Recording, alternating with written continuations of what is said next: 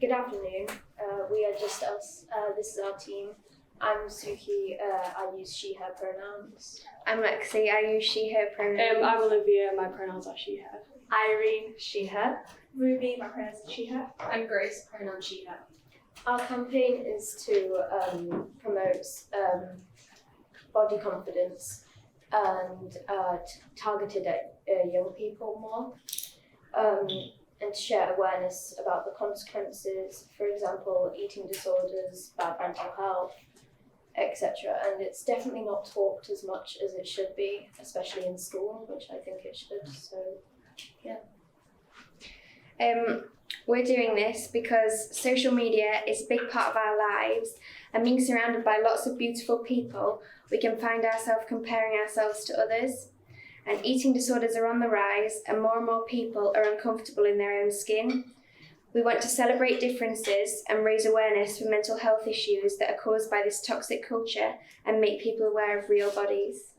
Our values are to promote self-love for all, so this kind of means no matter what you look like, you are worthy of loving yourself and accepting your body. Acknowledging mental illnesses and the negative impacts diet culture can have on us. So we know body image and appreciation, perception of others, can affect your mental health and possibly lead to eating disorders. A healthy lifestyle for you and no one else. This should be, you being healthy should be fueled by yourself and not the media. And finally, accepting real skin as beautiful. So this is all to do with accepting your skin how it is and knowing that it is beautiful. So as you can see, our slogan is true skin, true body, true me. And for true skin, we just thought that a lot in the media recently, a lot has been talked. When you hear body positivity, you think about your size and if you're overweight or underweight. But skin is not really as talked about, and it's a massive thing that a lot of young people like ourselves think about. So we wanted to raise awareness about that. And as also in the pandemic, it's been a lot of people weren't really taking care of themselves. Their skin's got a lot worse because of stress, and masks even make it worse. It's just because over the 2 years, it's just been getting a lot worse for a lot of people. So we thought it was really important to talk about. The types of problems we want to address with skin are literally everything. So acne, scars, even things like cellulite, pigmentation, and even just what type of skin you have, if it's oily, if it's dry, and what type of things that you just have to normalize it, and we have to show that it's not something you should be ashamed about. It's not something you should have to hide, but it's something that you should celebrate. The next part of our slogan is True Body, and this represents how your body looks and how it makes you feel. So the media often portrays people as one size fits all, which we know isn't the case, and there are loads of types of body shapes and sizes, and everybody should feel beautiful.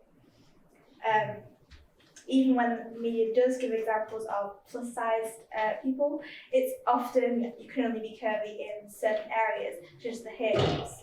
So it's very hard to show in the media how people are struggling and they're not feeling so beautiful.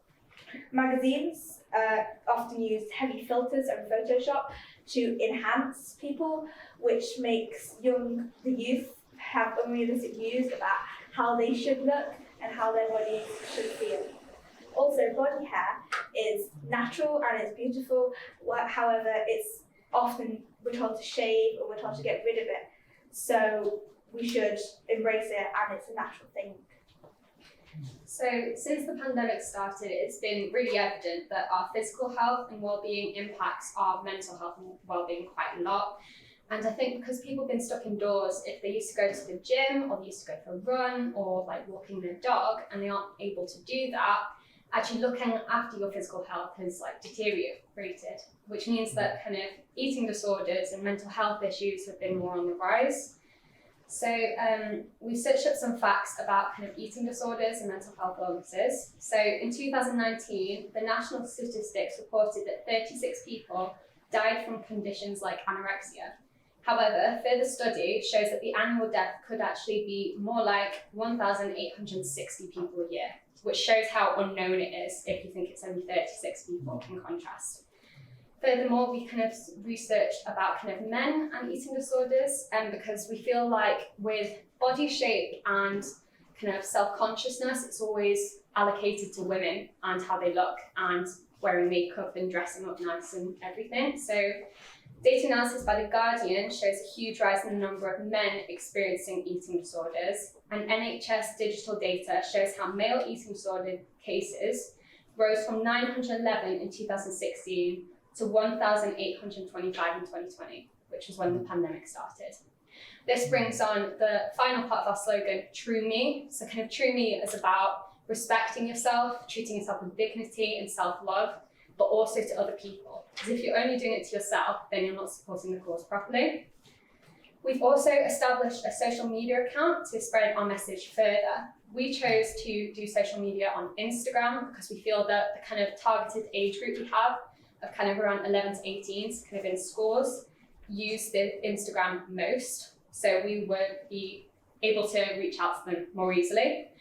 When we're on Instagram, we're going to be updating stories when we make new resources and banners, small quizzes to test people's knowledge about eating disorders and body positivity, to see how much they actually know, and maybe they'll learn something new, and posting advice about confidence and updates about our progress in the campaign. So in terms of our goals, our first goal is to make some resources that could be used in secondary schools to raise awareness about body positivity and just about everything we've talked about. So either to present it ourselves or to have the teachers present it that are already there. We'd also like to make a few surveys which would talk about how body positivity, how body image affects people, how many people it affects, and what exactly is what it's affecting them, so that we know what to tackle in the future. And for the surveys, we'll be promoting them and getting them out there through our social media and through the schools we're presenting at. And we'd also sharing this whole image through social media. Linking back to our values, it would be so lovely for a ton of young people to stop worrying about their body image, and they should definitely have all the self-love they can get for themselves, for all. And thank you for listening to us. Plus, you can also follow us on Instagram with the QR code there. Thank you.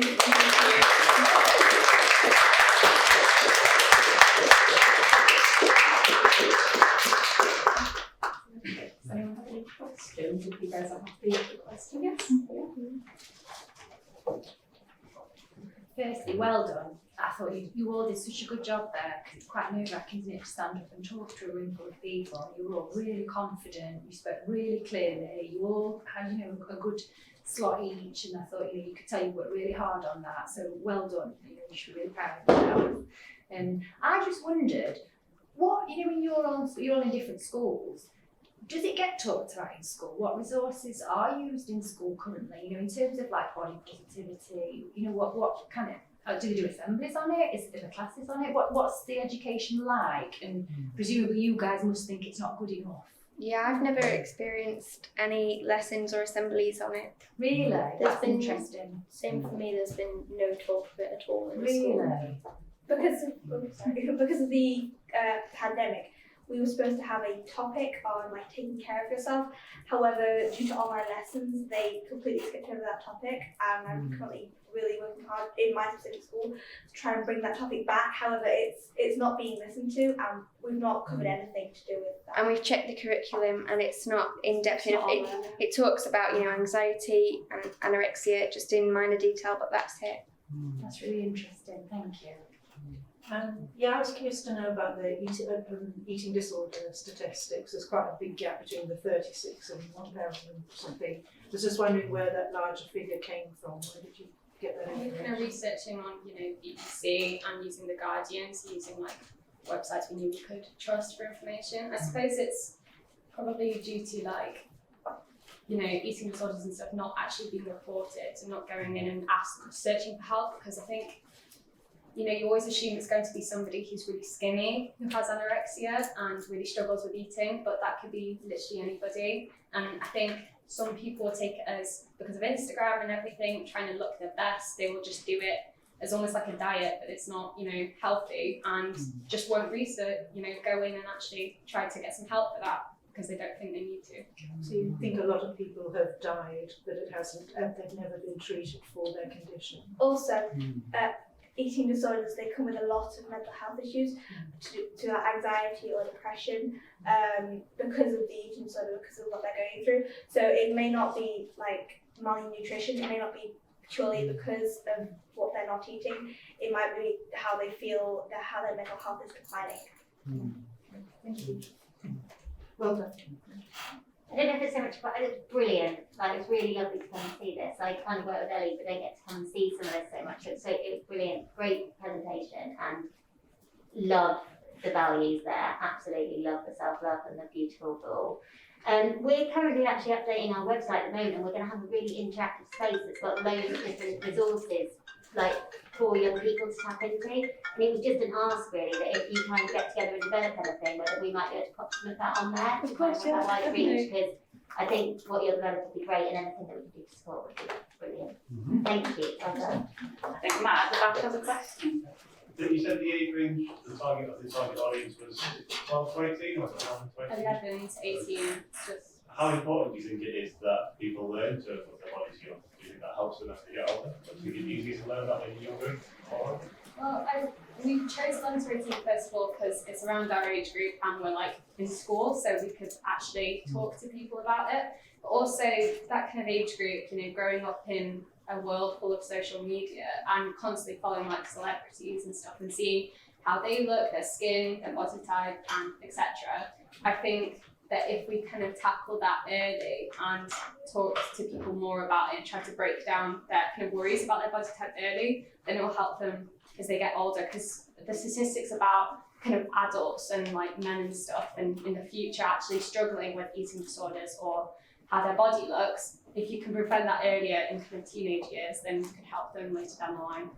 A statistic I've got is 80% of people have issues with their body image during their teenage years. So during being a teenager, there's a lot of things that you have to, there's a lot of social constructs that you're supposed to fit into, a lot of pressures, especially with exams. So targeting, especially like secondary school age, this is where we felt that people were most impressionable to body image issues. And it's not, you don't think about it as much when you're at primary school, and in those younger ages you don't really realise it until people start to point stuff out to you, and I think that more happens in secondary school, because I never experienced anything when I was in primary school and when I was younger, but you notice a big difference at secondary school. I think it's really interesting that you've picked up on both males and females, because in my spare time I volunteer with a group that looks at weight management for 8 to 17-year-olds, and the differences between the males and females, it's narrowed over the years, because previously it used to be that if you were a bigger male, you were looked up to because it was seen as masculine to be a bigger male, like bodybuilders and things like that. Whereas for girls, they were often kind of frowned upon, and the ones that were the target of the bullies, and that is getting less and less now, and we're finding that the bigger males are also being picked on because of their body size and shape and things, so it's good that you put on